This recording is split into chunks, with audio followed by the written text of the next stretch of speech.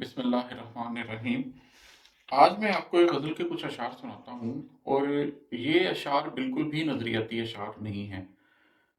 میں جب لوگوں کو زندگی کے سفر کے بارے میں بتاتا ہوں اور زندگی کی راہوں کے بارے میں بتاتا ہوں، تو میں اکثر اس بات کا اظہار کرتا ہوں کہ بھائی ہم سب عام لوگ ہوتے ہیں، اور ہم سب عام قسم کے غموں میں سے گزر رہے ہوتے ہیں۔ ہم تھک بھی جاتے ہیں، ہم تکلیف کا اظہار بھی کرتے ہیں۔ تو یہ شعر اسی قسم کے کچھ جذبوں کی غمازی کرتے آپ کو نظر آتے ہیں، یہ میں آپ کو سناتا ہوں۔ میری ہستی سے محبت وہ جتا بیٹھا تھا، میری ہستی سے محبت وہ جتا بیٹھا تھا، ڈھلتے سورج سے کوئی آس لگا بیٹھا تھا۔ کبھی ایسا ہوتا ہے کہ کوئی شخص آپ کی ہستی سے کسی قسم کی کوئی امید لگا لیتا ہے، لیکن آپ کو احساس ہو رہا ہوتا ہے کہ آپ تو خود ایک ڈھلتا سورج ہیں۔ آپ تو خود اپنی وہ تمام ہمت اب لوز کر چکے ہیں جو کبھی آپ کے اندر تھی۔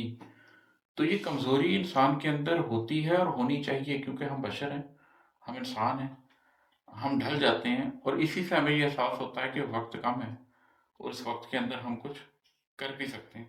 لیکن یہ خالصتاً ایک اس دکھ کا جذبہ ہے جو کبھی کوئی شخص آپ سے کوئی امید رکھتا ہے اور آپ اس امید کو پورا نہیں کر سکتے۔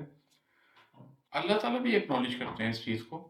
قرآن کے اندر اللہ تعالیٰ نے ایک آیت میں اس کا ذکر کیا ہے، اس بات کا کہ اگر کوئی شخص تم سے مانگتا ہے کچھ اور تم نہیں دے سکتے، تو نرمی کے ساتھ کنارہ کشی اختیار کر دو، نرمی کے ساتھ پولائٹلی ریفیوز کر دو۔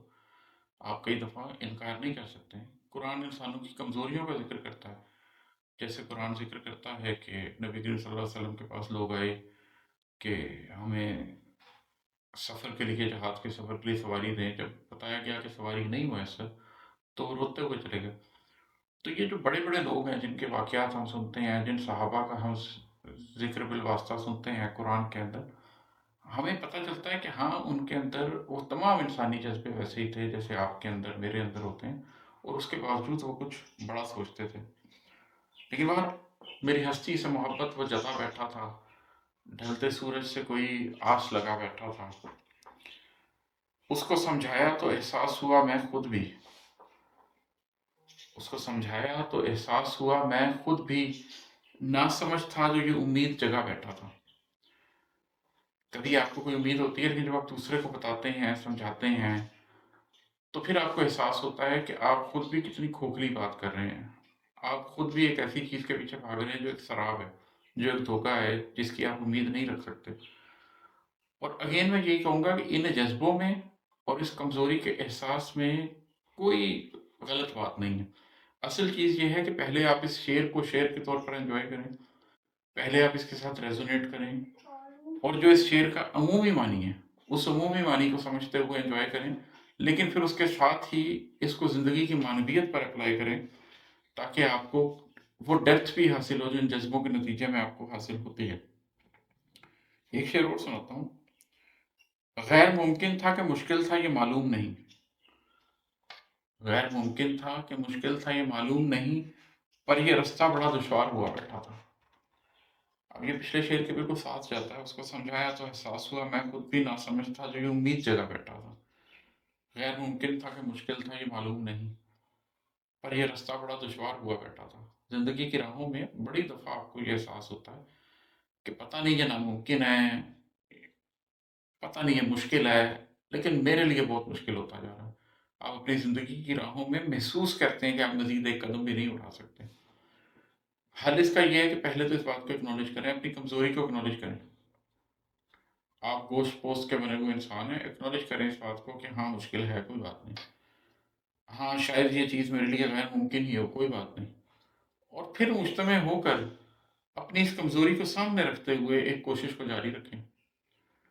کانفیڈنس میں اور اوور کانفیڈنس میں یہی فرق ہوتا ہے کہ اوور کانفیڈنس آپ کو بتا رہا ہوتا ہے کہ آپ ہار ہی نہیں سکتے، کانفیڈنس آپ کو بتا رہا ہوتا ہے کہ نہیں، میں اپنی حد المقدور کوشش ضرور کرتا ہوں بس۔ اس کی محرومی مٹا دینے کی کوشش میں عماد اپنی محرومی کا احساس بڑھا بیٹھا تھا۔ یہ بھی بارہا ہوتا ہے کہ آپ کسی شخص کی محرومی مٹانے لگتے ہیں، اور جب آپ اس کی محرومی نہیں مٹا سکتے تو پھر آپ کو اپنی محرومی کا احساس ہوتا ہے کہ آپ اس قابل نہیں ہیں۔ وہ اللہ ہی ہے جو مشکل کشا ہے، آپ ہر شخص کی مشکل کو نہیں مٹا سکتے۔ اور کبھی یہ بھی ہوتا ہے کہ آپ کسی شخص کی مشکل کو جب مٹانے کے لیے نکلتے ہیں، کسی شخص کی مشکل کو ختم کرنے کی کوشش کرتے ہیں، تو پھر آپ کو اپنی زندگی کی محرومیاں بھی یاد آتی ہیں۔ ہو سکتا ہے آپ کسی کی مشکل حل کر پائیں یا نہ کر پائیں، لیکن اس صورت میں آپ کو اپنی زندگی کی وہ محرومیاں جو ختم ہو گئیں یا جو ختم نہیں ہو سکیں، ان کا احساس ہوتا ہے۔ یہ شعر خاص طور پر اس طرف حوالہ ضرور دیتا ہے کہ ذاتی دکھ تو ہر شخص محسوس کرتا ہے، لیکن اپنی ذات کے دکھ کو جنرلائز کر کے نسل انسانی کے دکھ کو سمجھنا اور نسل انسانی کے دکھ کو سمجھ کے اس کے نتیجے میں اپنی ذات کے دکھ کو جان پانا، یہ کام بہت کم لوگ کرتے ہیں۔ تو یہ کام جب ہم کرنے لگ جائیں کہ دوسرے کی محرومی مٹا دینے کی کوشش بھی کریں اور اس کے نتیجے میں اپنی محرومیوں کا احساس بھی ہمارے اندر پیدا ہو، تو پھر یہ زیادہ دیر نہیں رہتا کہ آپ دنیاوی محرومیوں یا مٹیریلسٹک محرومیوں کے بارے میں سوچیں، پھر آپ جذباتی محرومیوں کے بارے میں، سماجی محرومیوں کے بارے میں، ذہنی محرومیوں کے بارے میں سوچنے لگ جاتے ہیں۔ اور اگر آپ ایک باشعور آدمی ہیں تو پھر ایک وقت آتا ہے کہ آپ ایگزسٹینشل کویسچن بھی پوچھنے لگ جاتے ہیں۔ ایگزسٹینشل محرومیاں جو آپ کی ہیں، جو آپ کی ذات کی محرومیاں ہیں، ان کے بارے میں بھی بات کرنے لگ جاتے ہیں۔ تو آپ کی ذات کے یہ سارے جذبے اگر یہی شعر کوئی اور سنا رہا ہوتا تو شاید ان اشعار کی تشریح کسی اور انداز میں کرتا، اور میں بھی کر سکتا ہوں۔ بہت بہت خوبصورت انداز میں ان اشعار کی تشریح ہو سکتی ہے۔ اب یہ میں نے آپ کو جو پہلا ہی شعر سنایا ہے، میری ہستی سے محبت وہ جتا بیٹھا تھا، ڈھلتے سورج سے کوئی آس لگا بیٹھا تھا، اس کو رومانٹک انداز میں بھی انٹرپریٹ کیا جا سکتا ہے، اور بھی بہت سے انداز ہیں جس میں انٹرپریٹ کیا جا سکتا ہے۔ لیکن میری کوشش یہ ہوتی ہے کہ اس شعر کو سننے والے نے اس شعر کا بنیادی مفہوم تو جان ہی لینا ہے۔ اگر کوئی میری ویڈیوز دیکھ رہا ہے، میری شاعری پڑھ رہا ہے، تو وہ بچہ تو نہیں ہے، وہ یقیناً شاعری سے بھی شغف رکھتا ہوگا، وہ یقیناً اس قابل تو ہوگا کہ بات کی گہرائی کو سمجھ سکے۔ لیکن وہ جو اس سے آگے کا ایک سٹیپ ہے، میں اس کا بھی اظہار اشعار میں کر دوں کہ ہاں، یہ جذبے کسی اور چیز کی طرف اشارہ بھی کرتے ہیں۔ یہ جذبے بار بار جب میرے اشعار میں آتے ہیں، انہی سے وہ قوت مجھے حاصل ہوتی ہے کہ میں پھر وہ نظریاتی بات بھی کر سکوں۔ یہ کمزور انسان کے احساسات اور جذبے اور ٹائم اینڈ اسپیس میں وہ کس طرح گھلتا چلا جا رہا ہے، اس کو سمجھنے سے ہی تو بار بار بار بار اندر سے پھر وہ ایک جوار پھاٹا اٹھتا ہے، ایک جنون اٹھتا ہے کہ اس وقت کا میں کچھ حاصل کر لوں۔ تو یہ ایک غزل تھی جو میں نے آپ کو سنائی۔ کچھ اس کے معنی آپ جانتے ہیں اور کچھ اس کے نتیجے میں آپ کیا حاصل کر سکتے ہیں، اس کے بارے میں تھوڑی سی گفتگو کی ہے۔